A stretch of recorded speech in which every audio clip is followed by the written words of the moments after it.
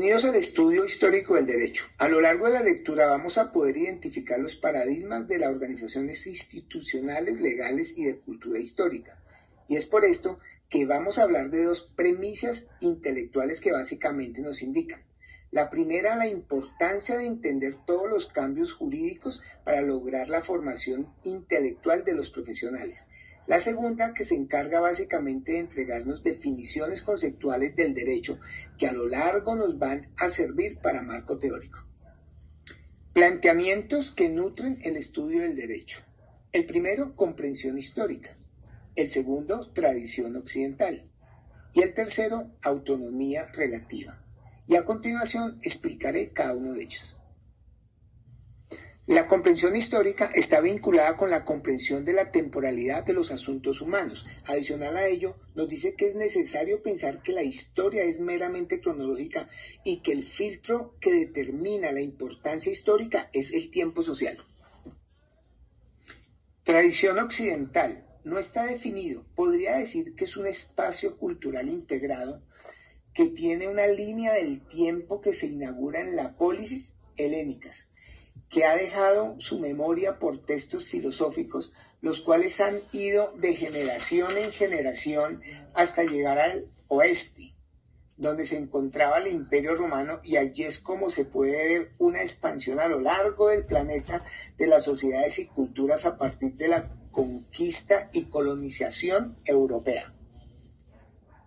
Autonomía relativa. Las tradiciones constitucionales y legales sostienen que el derecho es considerado como un ámbito de la existencia social que se caracteriza por su autonomía relativa, la cual puede ser parcial o relativa.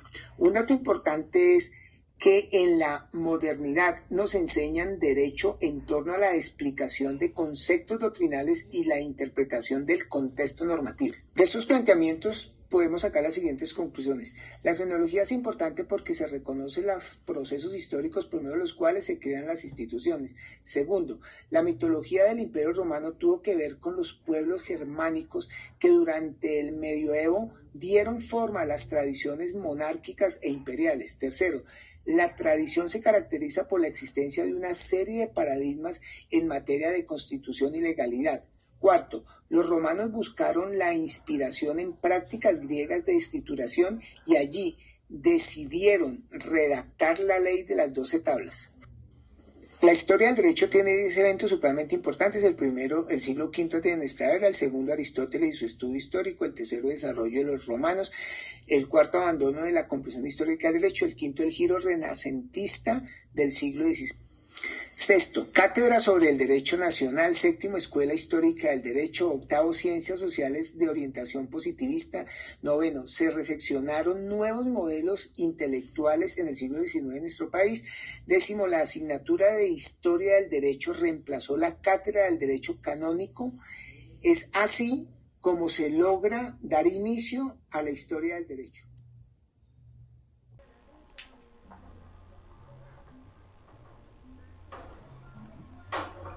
Historia del Derecho, Edad Media, Cristianismo. Aportes a la ciencia jurídica presentado por Lady Tatiana Ordóñez García. El feudalismo era un sistema social y económico en el que el poder y la autoridad estaban descentralizados y basados en la posesión de tierras.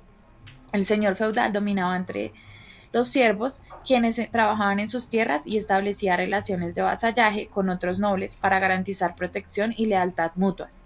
Este sistema definió la estructura social y política de la Europa medieval durante varios siglos.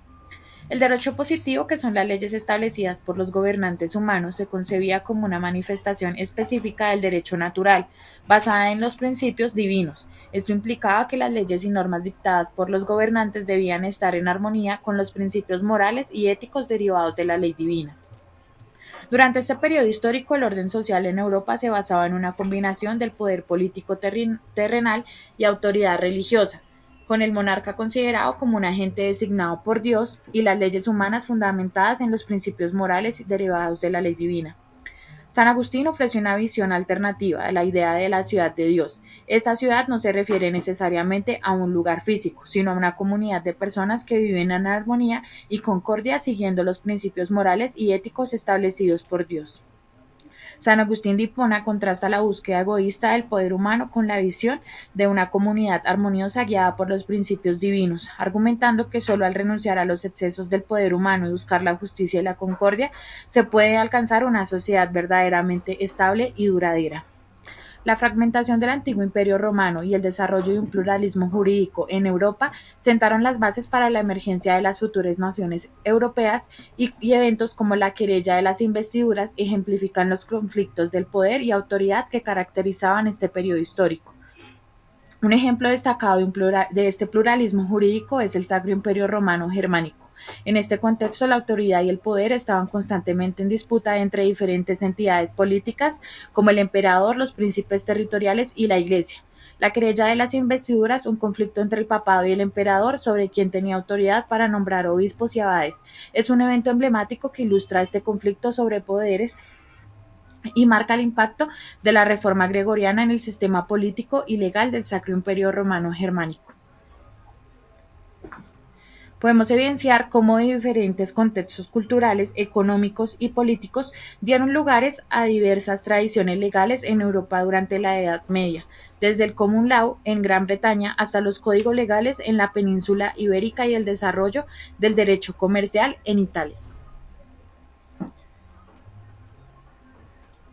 Muchas gracias por su atención prestada.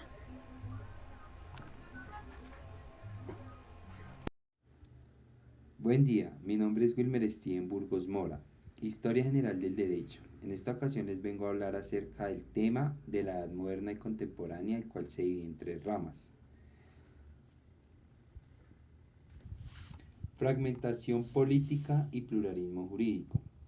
A mediados del siglo XIV, por consecuencias de la peste negra, se hallan caídas en la población, que conllevaron a la intensificación de la presión señorial sobre el bajo pueblo. Esta ocasionó conflictos en la historia del Estado de Derecho, donde se aborda la evolución de los sistemas legales de la fragmentación política y de la diversidad cultural, donde se examinan las diversas formas de gobierno y sociedades que se han ido influyendo en el desarrollo del derecho a lo largo de la historia. Segundo, estatalidad y colonialismo. Esta aborda las complejas interacciones entre el derecho, el poder estatal y la colonización, donde se ajusta una visión crítica de cómo estos procesos históricos han conformado el mundo legal contemporáneo, donde se podrían examinar los movimientos de resistencia y la lucha por la independencia que afectaron las estructuras legales y el derecho nacional en los países colonizados. Como dato relevante, doy a conocer a Hugo Grocio y Tomás Hobbes, que se encargaron de darle forma a la teoría política del Estado absolutista, contribuyendo a la construcción de Ius Publicum Europeum, perseverando en la producción de teorías sobre la política y el derecho basadas ya no en la divinidad, sino en la razón natural. Tercero, absolutismo, republicanismo e ilustración. Se abordan las construcciones a la ciencia jurídica durante el periodo de la Ilustración, destacando varios enfoques y perspectivas sobre el papel del Estado y la ley en la sociedad. A continuación daré a conocer 5 personas que influyeron en la ciencia jurídica al promover ideas sobre el contrato social. Primero, Thomas Hobbes aportó la idea de promover y establecer un orden social para evitar la confrontación y la violencia entre los individuos. Segundo, John Locke, abogado por un Estado limitado que respeta los derechos naturales y la propiedad privada de los individuos. Tercero, Tercero, Jean-Jacques Rousseau también defendió el contrato social, ya que consideraba que éste podía superar el egoísmo humano y establecer un gobierno basado en el acuerdo general de la sociedad. En el cuarto lugar encontramos a César Beccaria. Enfatizó la importancia de la legalidad en la vida política y propuso una perspectiva legalista para lograr la estabilidad y el bienestar social. En el quinto lugar y por último encontramos a Jeremy Bentham. Desarrolló más el utilitarismo de Beccaria, influyó en la comprensión moderna de la justicia y la moralidad en la legislación y la práctica legal.